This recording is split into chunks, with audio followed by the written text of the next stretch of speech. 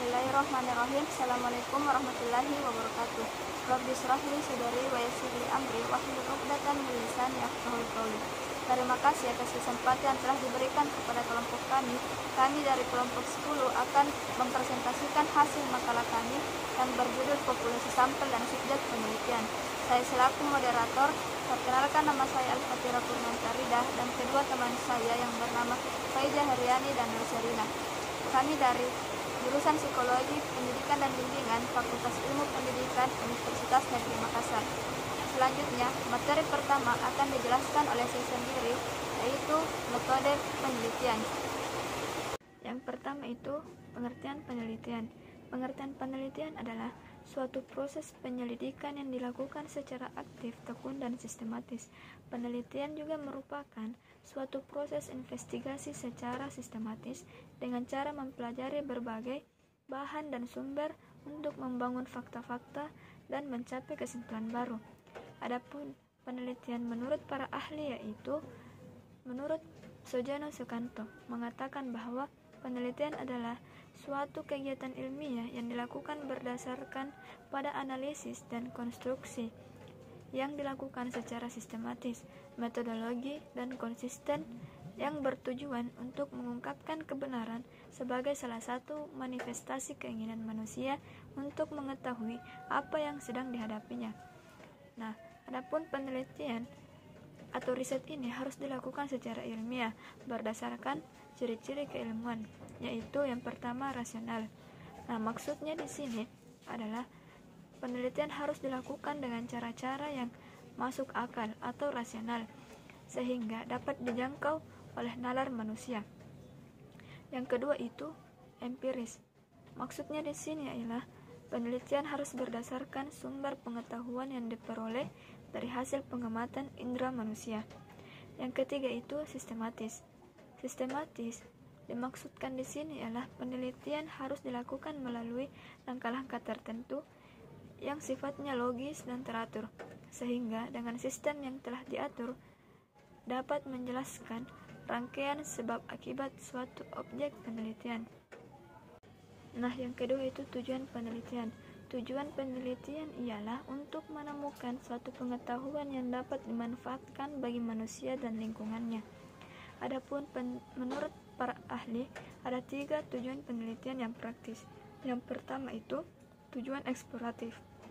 Tujuan eksploratif ini adalah untuk menemukan pengetahuan yang baru yang belum pernah ada sebelumnya. Misalnya penelitian mengenai manfaat ekstra kayu manis untuk masalah diabetes dalam tubuh manusia. Yang kedua itu tujuan verifikatif, yang dimana tujuan verifikatif ini ialah untuk membuktikan atau menguji kembali kebenaran suatu ilmu pengetahuan yang telah ada sebelumnya. Yang ketiga itu tujuan pengembangan, yang dimana tujuan pengembangan ini ialah untuk menggali lebih dalam atau mengembangkan suatu penelitian atau pengetahuan yang telah ada sebelumnya. Terima kasih kesempatan yang telah diberikan oleh moderator. Bagian yang kedua adalah sampel. Sampel merupakan bagian dari populasi yang menjadi objek penelitian, atau sampel sendiri secara harafiah berarti contoh. Nah, hasil dari pengukuran atau karakteristik dari sampel disebut sebagai statistik. Alasan perlunya pengambilan sampel adalah sebagai berikut. Yang pertama, keterbatasan waktu, tenaga, dan biaya. Dan yang kedua, lebih cepat dan lebih mudah. Dan yang ketiga, memberikan informasi yang lebih banyak dan dalam pengambilan sampel. Dan yang keempat, dapat ditangani oleh teliti. Pengambilan sampel kadang-kadang merupakan salah satunya jalan yang harus dipilih atau tidak untuk mempelajari seluruh populasi. Misalnya meneliti air sungai, mencicipi rasa makanan yang ada di dapur, mencicipi duku yang hendak dibeli di pasar. Teknik pengambilan sampel. Pemilihan teknik pengambilan sampel merupakan upaya penelitian untuk mendapat sampel yang representatif atau mewakili yang dapat menggambarkan populasinya. Teknik pengambilan sampel tersebut dibagi menjadi 2 kelompok, yaitu probability sampling atau random sampel. Pada pengambilan sampel secara random, setiap unit populasi mempunyai kesempatan yang sama untuk diambil sebagai sampel. Faktor pemilihan atau penunjukan sampel yang mana akan diambil yang semata-mata atas pertimbangan peneliti. Di sini dihadirkan, bila tidak akan terjadi bias. Dengan cara random, bias pemilihan dapat diperkecil sekecil mungkin. Ini merupakan salah satu usaha untuk mendapatkan sampel yang representatif. Keuntungan pengambilan sampel dengan probability sampling adalah sebagai berikut. Yang pertama, derajat kepercayaan terhadap sampel dapat ditentukan. Dan yang kedua, beda penafsiran parameter populasi dengan statistik sampel dapat diperkirakan. Dan yang ketiga, besar sampel yang digunakan diambil dapat dihitung secara statistik. Adapun non-probability sampling atau non-random sampel, pemilihan sampel dengan cara ini tidak dapat dihiraukan prinsip-prinsip probability. Pemilihan sampel tidak secara random.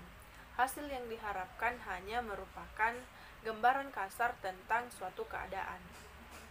Cara ini dapat dipergunakan bila biaya yang sangat sedikit. Hasilnya diminta segera tidak memerlukan ketetapan yang tinggi karena hanya sekedar gambaran umum saja. Adapun 5 cara pengambilan sampel termasuk secara random adalah sebagai berikut. Yang pertama, sampel random sederhana, dan yang kedua, sampel random sistematik, dan yang ketiga, sampel random berstrata, dan yang keempat, sampel random berkelompok, dan yang kelima, sampel bertingkat. Terima kasih atas kesempatan yang telah diberikan oleh moderator.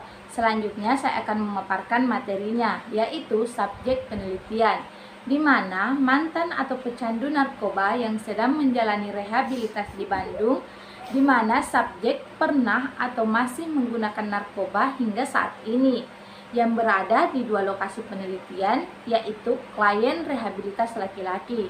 Karena pada permasalahan penyalahgunaan narkoba, laki-laki lebih banyak terlibat dan dengan sukarela melakukan rehabilitas dibandingkan perempuan.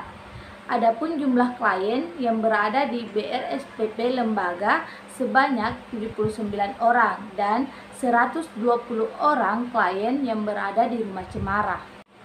Pemilihan subjek penelitian sampel ini ditentukan dengan menggunakan teknik purposive sampling, yaitu teknik penentuan sampel dengan pertimbangan tertentu. Alasan mengapa peneliti mengambil subjek laki-laki karena jumlah pecandu narkoba laki-laki lebih banyak dibanding dengan jumlah pecandu narkoba perempuan. Contoh subjek penelitian ini ialah metode yang digunakan pada penelitian ini ialah metode kuantitatif. Populasi dalam penelitian ini adalah 479 siswa, sedangkan sampel yang digunakan berjumlah 84 siswa. Variabel penelitian terdiri dari 3 variabel, yakni variabel bebas ialah sikap kasih sayang atau X, dan variabel terkait yaitu perilaku siswa Y1 dan hasil belajar Y2. Teknik pengumpulan data dilakukan dengan menggunakan angket, skala sikap, dan tes. Sekian dan terima kasih atas perhatian dari teman-teman. Itulah tadi penjelasan materi dari kelompok kami. Mohon maaf apabila ada kesalahan. Sekian dan terima kasih. Assalamualaikum warahmatullahi wabarakatuh.